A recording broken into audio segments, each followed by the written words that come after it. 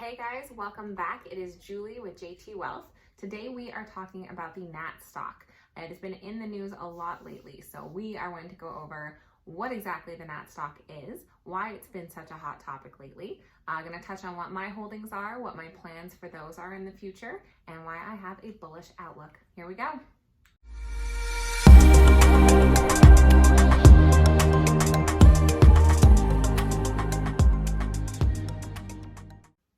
So what is NAT? NAT is Nordic American Tankers. This company both ships and stores oil. As of late, the storage of oil has been the hot topic. With the pandemic, we've had a decrease in the demand for oil. Therefore, we then have an oversupply on it. These companies with that excess supply are now looking for places to store it on these tankers. With that demand going up, NAT has been able to increase their rates quite dramatically. So NAT has 23 Suezmax ships. What the heck is a Suezmax ship? Well, a Suezmax is the naval architecture term for the largest ship measurements capable of transiting the Suez Canal. The Suez Canal is the most direct route from Saudi Arabia to the Mediterranean Sea. If you're not able to go across the Suez Canal, you are going for a long 6,000-mile detour around all of Africa. Okay, so when we say that NAT was able to increase their rates during all of this, back in April, there was 18 days that they were charging over $110,000 per day. With their operating costs being $8,000 per day, that's a pretty comfortable margin of profit, if you will. At this time, NAT was booking contracts for 3 to 6 months at these rates, averaging from $65,000 to upwards of $100,000 per day. Halfway through May, NAT announced that they had already booked 75% of their second quarter capacity. At this time is when they announced their second quarter dividend increasing yet again to 20 cents per share. That is an increase of 42% on their dividend. Fairly noteworthy.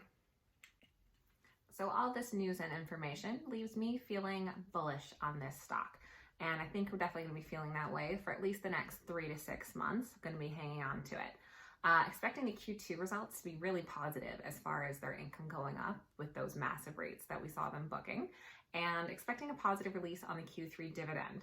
At least keeping stable on that Q2 dividend amount. I would be surprised to see them drop it, but expecting a positive release there. We'll see.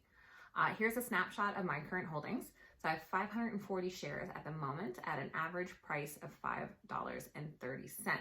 I do intend to continue kind of dollar cost averaging and getting a few more shares while the cost is low, just to increase my position prior to that dividend payout.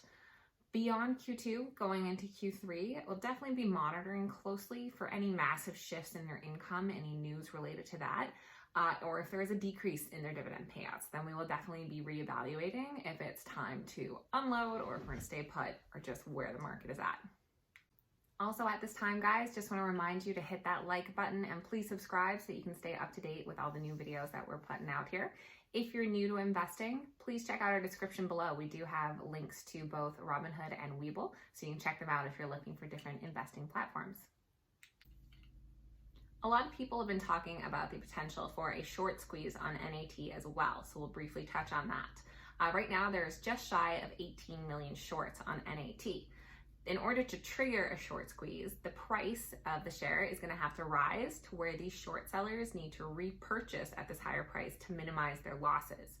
In my opinion, with our Q2 release coming up, we should definitely have an earnings beat on the NAT. They've made a ton with these higher rates, so that seems pretty obvious.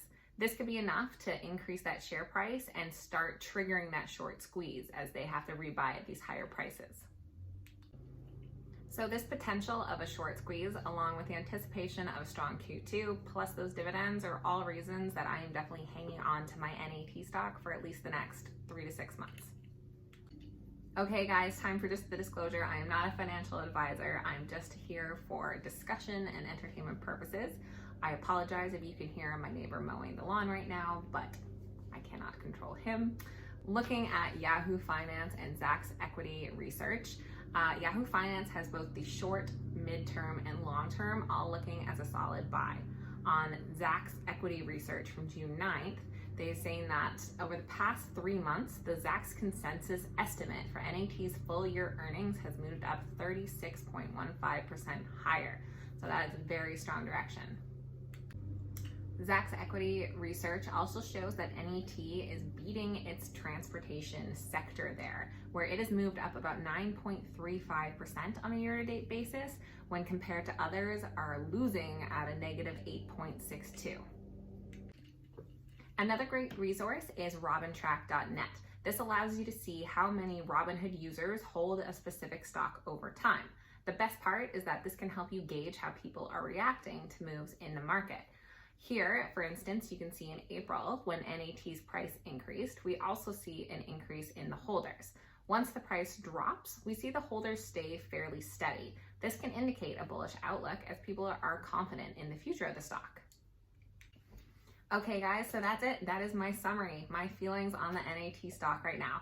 I would love to hear how you feel, if you agree, if you disagree, what your plans are for your NAT stock. So please comment below. Don't forget to like and subscribe.